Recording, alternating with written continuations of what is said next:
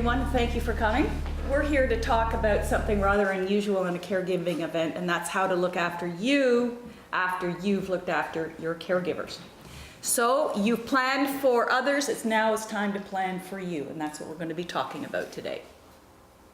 So once again, the greatest threats to your retirement security are? Health and longevity. That's right, health and longevity. And finances. And finances, yes, absolutely.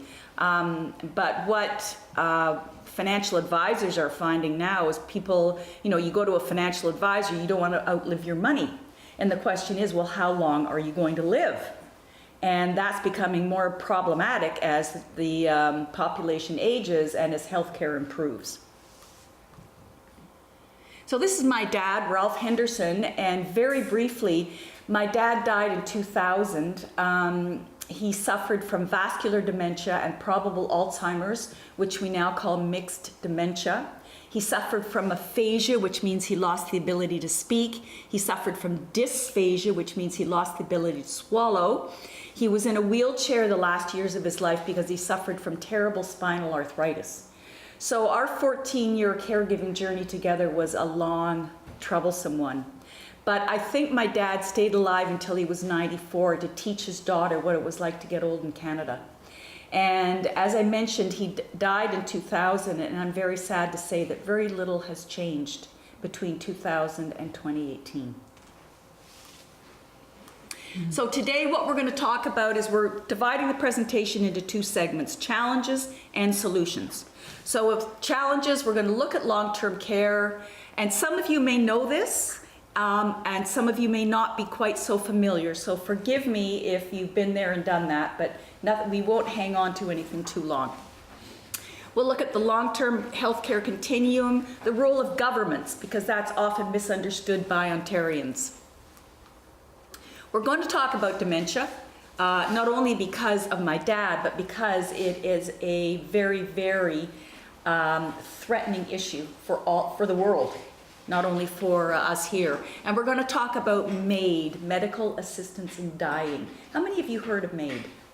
Okay, good, good. And then where there's challenges, there's always solutions. We're going to talk about the care planning conversation, and that's what this little pamphlet is all about that I have left on the back table for you. We're going to show you how to ensure that your home remains a good fit as you age, for your personal aging, how to prepare for medical expenses, what to do if you have to go to the hospital, and how to, of course, establish your clear legal financial directions, the critical role of information management. One thing I learned with my dad was that there was so much information regarding his care that stuff got lost very, very easily. How do we keep control of that and keep it accessible to those who need it? Finally, we're going to talk about what this planning will do for you and why it's worth considering, your action plan, and then finally, resources. I always include lots of resources in my presentations, and it's a good thing that you've got the handout because you can go and find them afterwards. Okay, let's look at challenges. Long-term care takes planning, and at the bottom of the screen, if you can read it, what happens in Canada if your health fails in retirement? Who will take care of you? Where does this care take place, and what does it cost?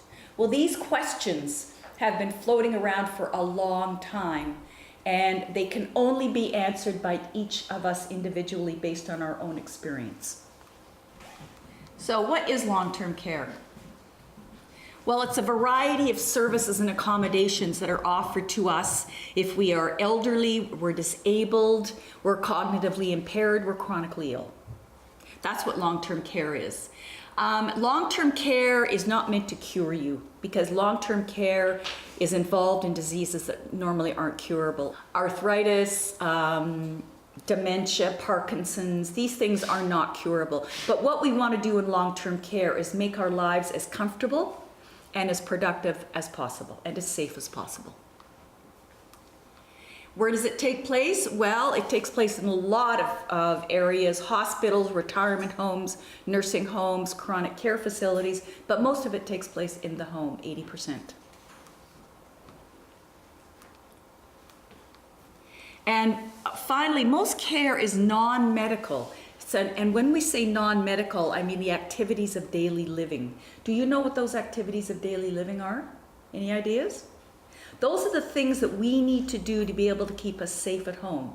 So it's eating, bathing, transferring, mobility, continence, and dressing. So as long as we can do those 6 activities of daily living for ourselves, we can stay at home and be independent. But it's when we can't do those activities of daily living anymore that we start to need help. So how do we know how long long-term care is going to last? Well, it's not determined by the number of years that one stays at home. We don't track this in Canada. They track it in other countries, including the United States, but they don't track it in Canada. And it's not, well, it can be determined by the number of years in a care facility, which on average is between 2 and 3 years in Canada. So the real answer is we don't know how long long-term care can last. So the best that we can do is take everything that we understand, all the tools that we have available to us, and try and come up with a plan for care. Who will need long-term care? It's a good question. The age factor. Obviously, the longer you live, the more likely you're going to need long-term care. Single people are more apt to, like me, are more apt to need long-term care because we don't have families. Now, having said that, there's no guarantee that a family member is going to step up and look after you, which is part of what this Care Conversation pamphlet is all about. Gender, women, because we live longer, we're more apt to need care. If you have a disability, that's obviously a point for needing care. Lifestyle, how well have you looked after yourself? Have you exercised? Have you eaten well? Have you taken care of your body? Your family history, that could influence your need for long-term care and your longevity as well. And finally, your living arrangements. Those who live alone are more apt to need care because they haven't got an immediate built-in structure around them. Let's talk about LHINS, Local Health Integration Networks. How many are familiar with LHINS? Okay. A brief overview for you then. They are community-based, not-for-profit government organizations mandated by the Ministry of Health and Long-Term Care, and they fund everything that happens in care in the province of Ontario. In hospitals, community centers, care facilities, mental health agencies, and community services. So they are key to everything with respect to getting care in the province of Ontario. They're the gatekeepers. So if you need home care or long-term care for you or your caregiver, you have to go through a LHIN in order to access this supportive care. And where's your LHIN? Well, you belong to a LHIN with respect to where you live. And one of the resources that I've given you is a website, and all you need to do is go to that website, and there is a list of the LHINs, but there's also a place where you put in your postal code. And you put in your postal code and your LHIN will pop up.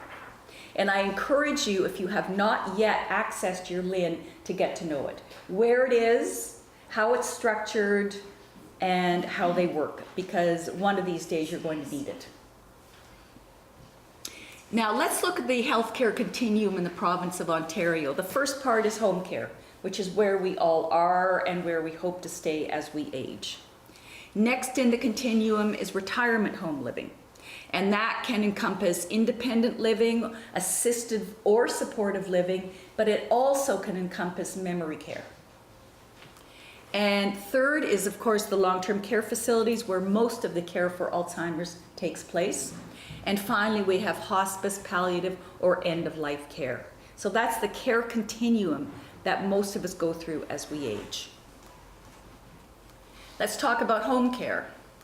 And many of you are probably very familiar with the frustrations of home care. It's not a service that's covered by the Canada Health Act. So there is no guaranteed funding that comes from the federal government. What happens when the feds move the money into the provinces decide how and where they want to spend money on home care. So each province does it differently, unfortunately. So there's a glaring lack of investment, you probably know, in home care. Still too much money is going into hospitals and not into home care where people really want to be. The system offers a limited number of hours, and if you need to pay for extra care because you only get maybe an hour or two a day, a couple of days a week, you're looking at about $25 an hour for a personal support worker and up to $70 an hour for a nurse. These numbers can add up. On my street, there was a gentleman who was dying of prostate cancer, and he wanted to stay at home. Fortunately, he had the means, but what ended up happening is his family hired 2 male caregivers, 12-hour shifts, 7 days a week, and it was $10,000 a month. It's an awful lot of money for 24-hour care to stay at home. Let's look at retirement homes. These are all private-run facilities. They're tenancy-based, so you pay rent just like you would in an apartment building. And it's based on your accommodation, whether you have your own apartment or you have a studio, and in essence on the square footage that you decide you want to purchase. And they provide social events, meals, housekeeping, trips here and there, depending on the retirement home that you select. There are no government subsidies for retirement homes, so it's up to the individual to cover the complete cost of the home. Minimal care is provided. So that means that once you've gone beyond about an hour a day of help, then they start charging you extra. You actually buy a package of help, a number of hours. And that may increase as your help requirements increase as well. The cost for retirement homes, $2,000 is on the very low side. $7,000 is a little bit on the high side. Most of them right now are $5,000 to $6,000 a month. And what I'm finding where I live in Toronto, Midtown Toronto, is that the retirement homes that they're building are all high-end. So that means that people are going to have to pay $5,000, $6,000 a month. And that's not available to a lot of people. And finally, we get to long-term care facilities, formerly called nursing homes. And these are owned and operated by municipalities or cultural groups, municipal groups, and for-profit corporations. So they're all owned differently, but they are all regulated by the government of Ontario. So they all have to follow the same rules. The fees are set by the government every year, and right now, a ward accommodation, which means at least 3 people in a room, is $18.49 a month, and a private is $26.41 per month. And that regardless of whether you're in a facility that's 30 years old or you're in one that's 1 year old. And the government dictates how much food and what kind of food is served and how much care is provided. So the residents pay for the room and the government pays for the food and care. And if you want to get into one of the very popular ones, some of them have at least a 2-year waiting list. And planning ahead is difficult enough, but when you've got a waiting list like this, it can become rather problematic. But what you can do, as you probably know, is if someone needs to go into a long-term care facility, you get to choose at least 3. The individual goes into one, and that's not the top of your list, but what you can do is wait until a bed becomes available in the home of your choice, and then move there. But that can be problematic because it means another change for the individual, and that is never good. What does the government give us? Well, we all know that physicians and hospital care are a part of OHIP, as other things are, and that is provided by the government. We are entitled to basic care in the home, and what does that mean? Well, it means that someone from the LHIN will come out and assess your situation, determine by looking at the environment, by looking at the available family caregivers, how many hours they are going to award you for the care of that individual. Co-payment for facility care, as I said earlier, the resident pays for the accommodation and the government pays for the care and the food. Now, an interesting thing here in Canada, as opposed to our neighbors in the United States, is that no person in Canada will be turned away from a nursing home. If you don't have, or your loved one does not have, the $1,800 for a ward level room, the government will look at taxes and they will indeed confirm that this individual cannot pay $1,800 a month. So what they'll do is they will take any pension or other savings that this person has, and in return, this person will be allowed to live out their life in a long-term care facility, and they will be given a comfort allowance of about $100, $120 a month. The government will not touch your home, so that's always kept for the family. What the government doesn't provide, well, the government doesn't provide any compensation for family caregivers. Over the years, I've had caregivers get in touch with me and say, Karen, I've given up my job, or I've taken a leave of absence. How do I get paid? And the fact of the matter is you don't.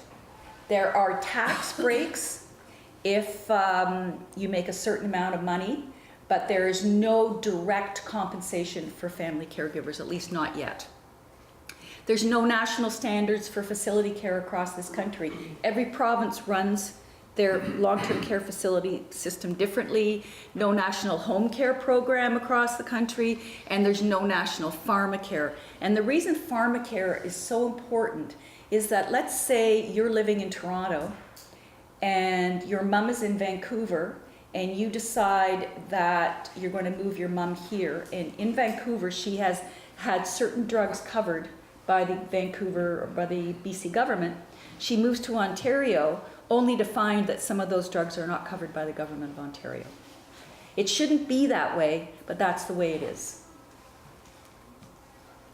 And the final thing is there's no care guarantees. Every time that OHIP is renegotiated, we lose something. It just is the way it is. We are running out of money in terms of funds being able to go into healthcare. And as we all know, we do not have enough people to work in the system as well. Now, we should care about long-term care, but we don't. And why is that? Well, here are some of the reasons. Well, we all think we're going to remain very, very healthy, so, I don't need anything right now. I'm going to live a long time. My family will look after me. Well, we all know that that can be questionable.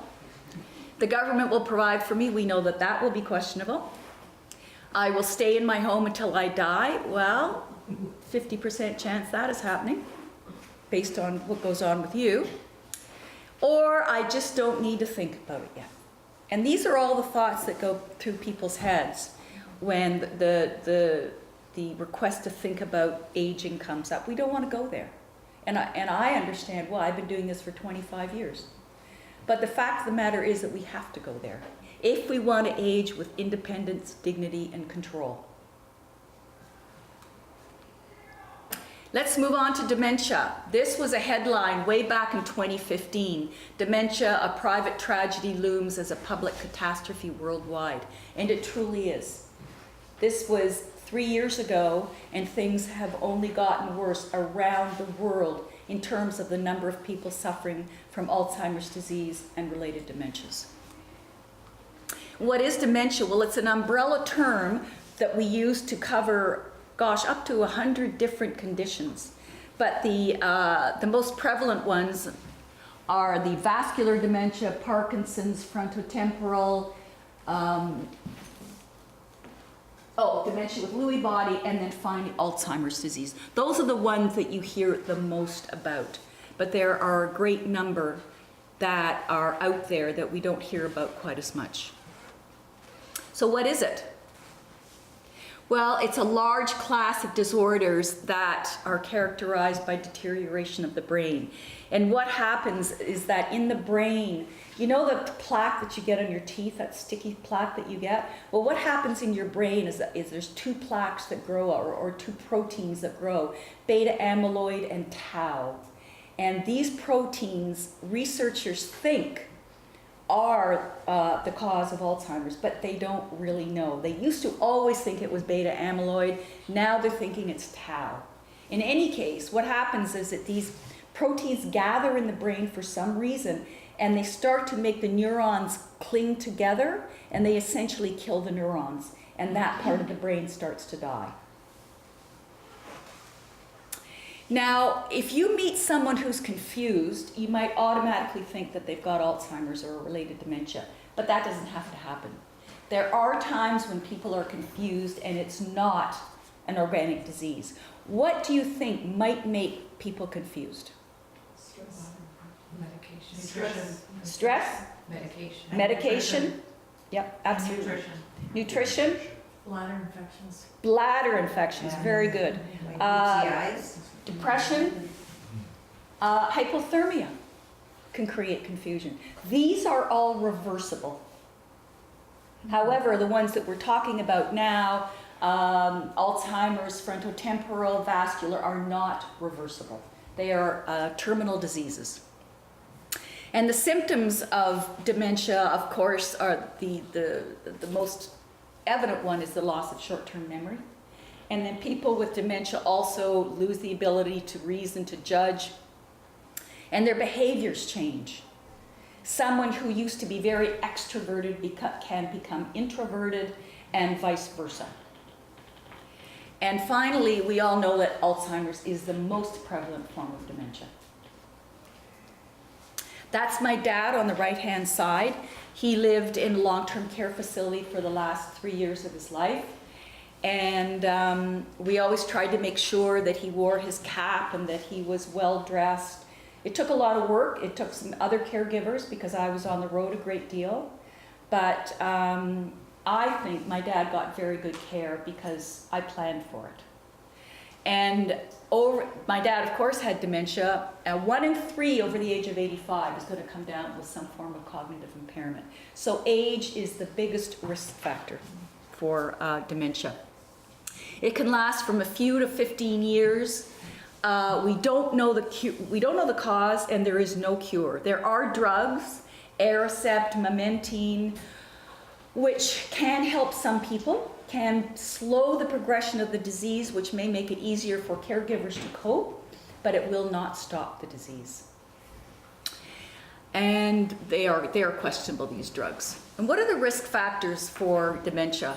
Heart disease, diabetes, high cholesterol, high blood pressure, stress, obesity, head injury, and of course, genetic predisposition for early onset. Now, apart from the genetic predisposition, what do all of those other risk factors have in common? Lifestyle. They're all controllable.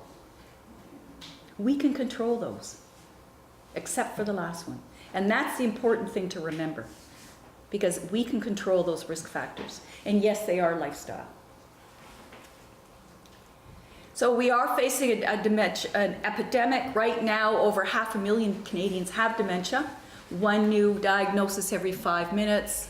And its most significant cause of disability over the age of 65. So that's why seniors need to be very educated about this disease.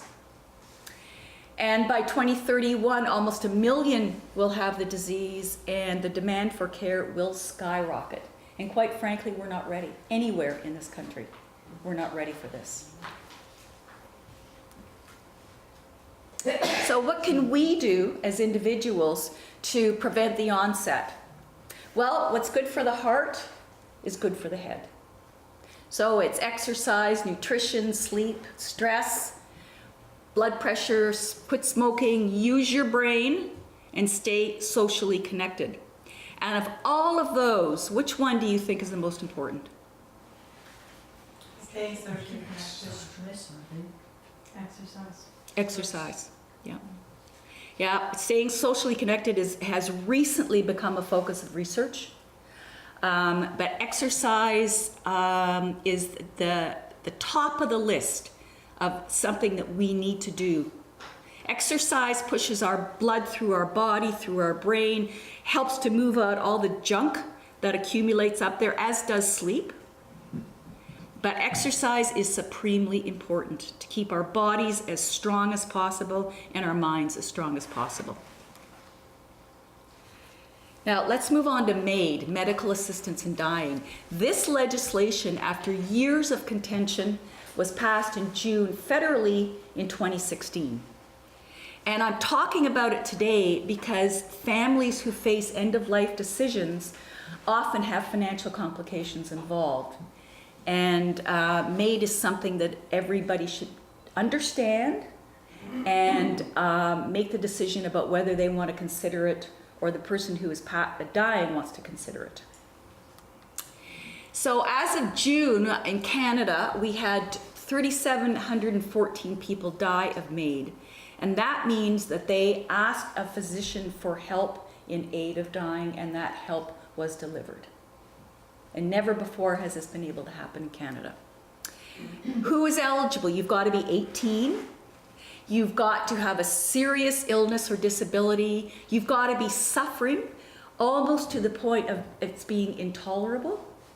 Death needs to be almost imminent, but the most important part of MAID is that you must be of sound mind before you are able to request MAID and go through with it.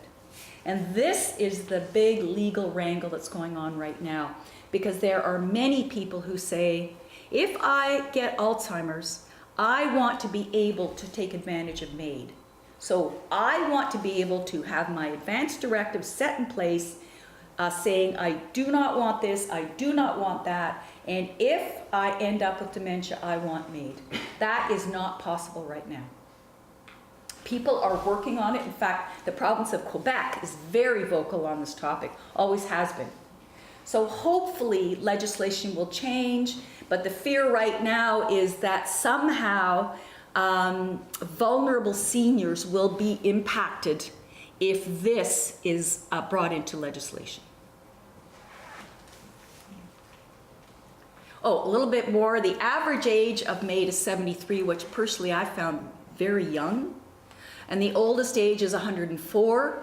And the main reasons people sought MAID were because of cancer, neurological, such as ALS, and cardiovascular.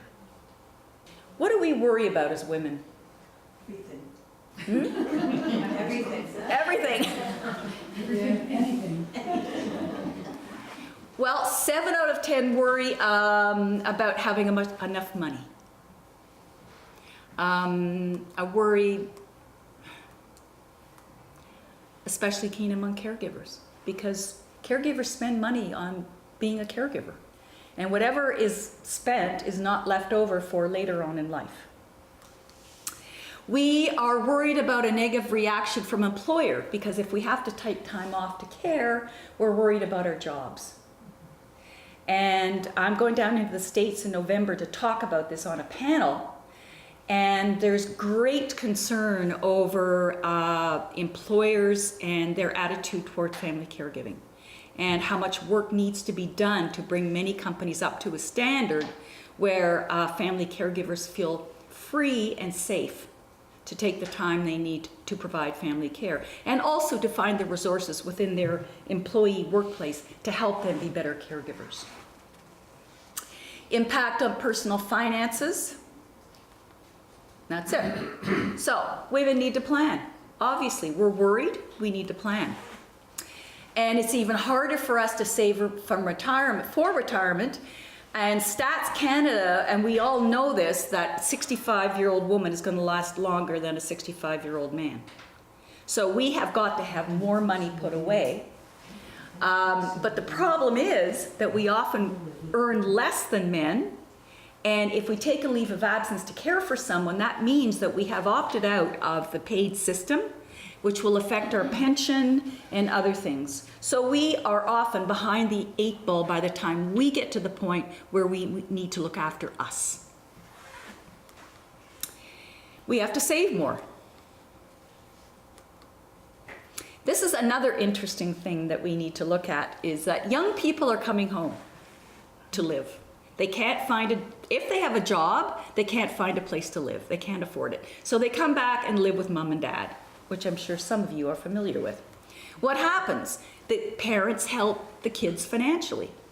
But the result is, because if the parents don't understand how much long-term care is going to cost, and they give money to their children, they often will not have enough money for their own care left over. I know parents who have bought houses for their children. That takes a lot of money. And you need to be very careful to make sure that you've got enough money left over for yourself and your own aging. Loneliness. And you mentioned social connection. Loneliness is a modern day epidemic. It's a bigger health risk we have discovered than obesity and smoking. In fact, people can die from loneliness, and a great deal of research is being done, particularly in the United Kingdom, where they have a minister for loneliness. Because it is such a huge issue, they're finding that so many people are on their own and are becoming more and more isolated. And what we found in Canada is that loneliness is a risk factor for accelerated cognitive decline. And that's why there's so much research on loneliness right now, as there is on sleep, because sleep can also affect cognitive decline. What are your risk factors for loneliness? Living alone, obviously, compromised health, and no family nearby. And that's a lot of seniors who are in this situation, that they're on their own, their health isn't very good, and they're compromised. There's your numbers on the number of men and women who live alone. Have you heard the term elder orphans? Well, this is a term that has started to move around, and these are boomers who are childless or estranged from family. So they may have divorced from their husband, or they may be estranged from their children. And they really are elder orphans. Silver separations. These are late in life divorces that never used to happen, but they're happening now. People are getting divorced at any age because they feel that it's the right thing to do. But I know when I was growing up, divorce happened to one family that I know. But it was something that you didn't see in the 60s, 70s, 80s among seniors. You very rarely saw it. Now, why do we need to plan for dementia? Because women are more at risk and we suffer more severely than men do. And we don't have all the answers for that yet. 65% of those diagnosed with dementia over 65 are women. And we suffer from depression, and depression has been linked to Alzheimer's. Many caregivers suffer from depression, as I did. Other risk factors, and I found this very interesting, such as surgical menopause and pregnancy complications like preeclampsia, have been linked to cognitive decline in later life. Now, the one thing that I say to myself was, every time I turn around, something else is linked to cognitive decline in later life. However, you take sometimes with a grain of salt what comes forward. However, there may be some very sound truth in this. I don't know, but all I know is that we are at risk. All right, I've given you a lot of challenges, but we do have some solutions. Always we have solutions. The care conversation, this little pamphlet here. So this is for you to have a conversation with your family saying, you know what, I want to plan. It's time for me to plan. Either there's been a health incident, you've had a fall, you've broken a hip, something is wrong, and it's time to talk to the family about how we move forward. And how you want to do things differently. I know that after my dad died, in spite of everything that I did, I thought, you know what, there's things that I want to do differently for me when I get to that point. And I think maybe a lot of caregivers feel that way. They've learned a lot, you've learned a lot, and it's time to make your own plan for you. How do you do a family meeting? Well, you really look at it like a business meeting. You create an agenda, you gather the family together, that may be physically around a table, or you may have to have a teleconference with people who are far and wide, but you discuss the issues and you discuss who might help over here, who might help over there. How is the home? Can I stay here? Should I move? All of those things can be discussed in a family meeting. And then you continue to communicate, because the communication should never, ever stop. And these decisions take time. They don't happen overnight. And the big question is, who will care for me?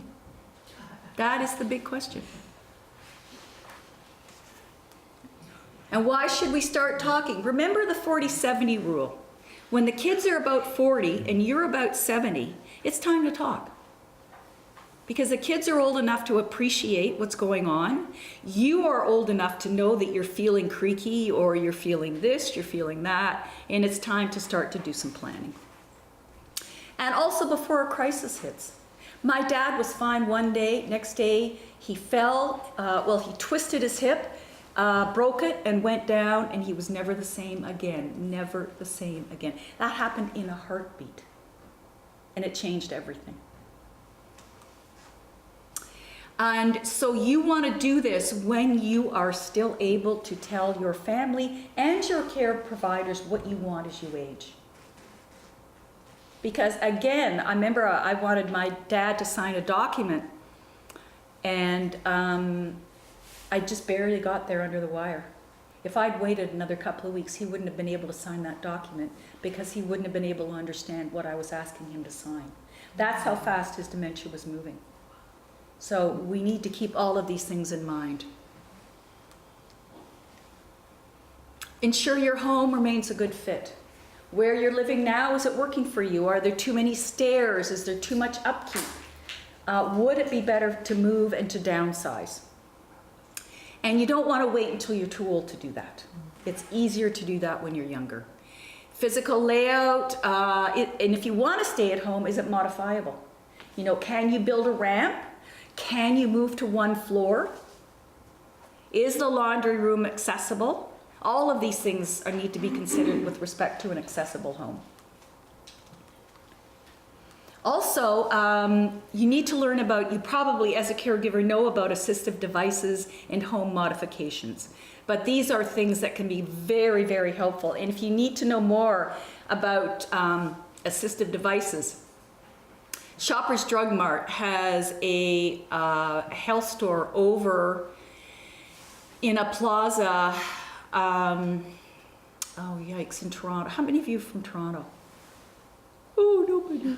Okay. Anyway, there's a Shoppers down here, and they have Shoppers Home Health stores. And go through those and look at the assistive devices, the things that you can use and find to help you and your caregiver.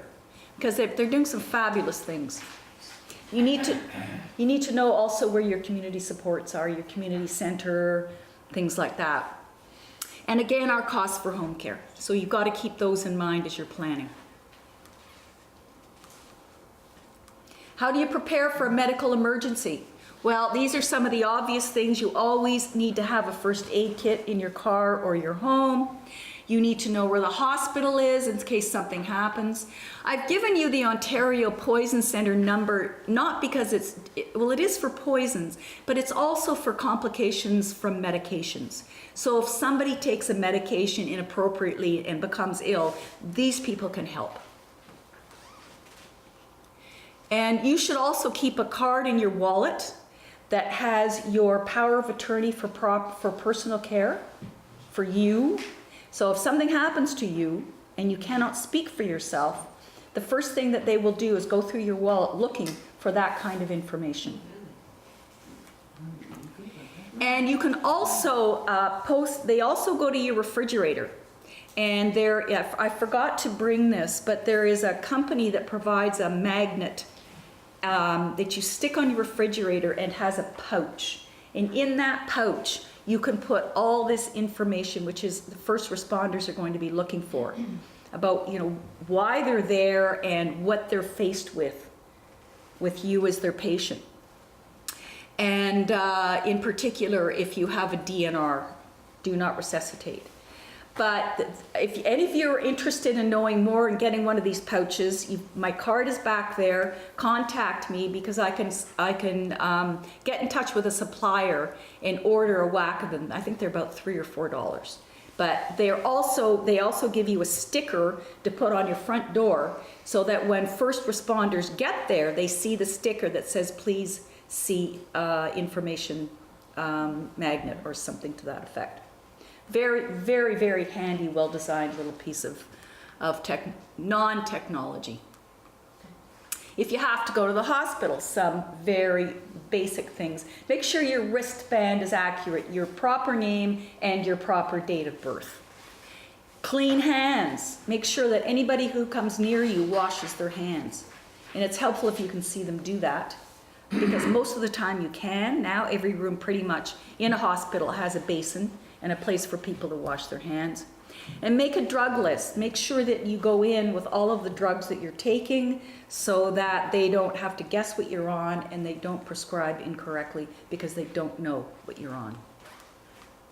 Also, if you have to go to the hospital, try and have somebody there with you so that if you are unconscious or drowsy, unable to comprehend, that there's going to be somebody there who's going to be able to cover for you.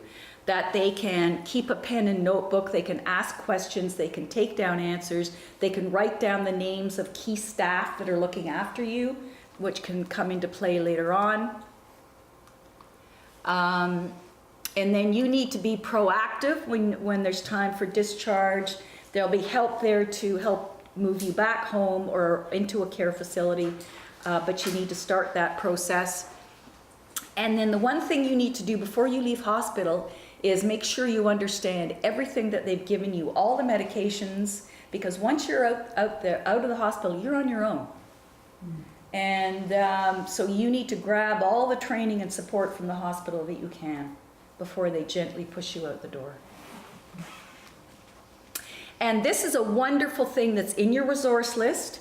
It is no longer printed in paper. It's only available online, but it's a wonderful, wonderful way to understand what goes on in hospitals and what you need to know and what your rights are. It's a fabulous document. So I recommend that you find a site and either just read it or download it because it's well worth it.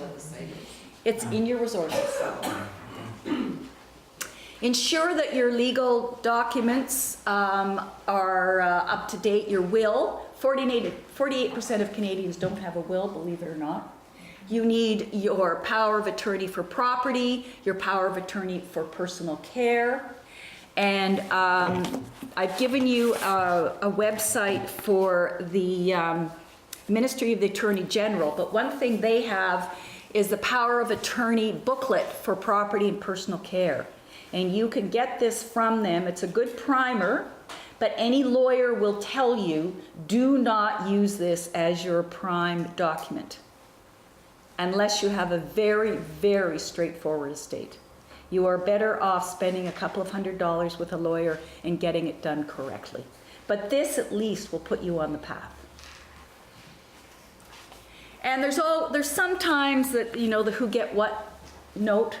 My mom did that. There was 5 children, and she made a letter, and she said, Douglas gets this, and Lancey gets this, and Karen gets this.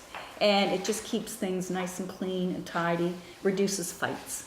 Because there's always going to be fights over stuff and money. So let's try and reduce them as much as we can. Financial documents, if you have a financial advisor, which is a good idea, it's a very good idea to talk to that financial advisor and talk about how long you're going to live and most importantly, what you can set aside for long-term care in terms of funds. And how much will you need? That's the big question. And you can't answer it exactly, but the things that matter are how long you're going to live, how much you put aside, your home, if you have one, not everybody does, the diseases that you think you're going to have to cope with, and the family support you think is going to be there. All of these things come into play. In other words, what you want to do is fill the gaps. And this is a long-term care plan or something that I created for my dad. And in it, you can keep everything about either you or the person being cared for, from their nickname to their end-of-life wishes. And this is what we call information management. It's risk management. And this can be valuable so that the individual might move from home to retirement home to long-term care facility. This can follow them.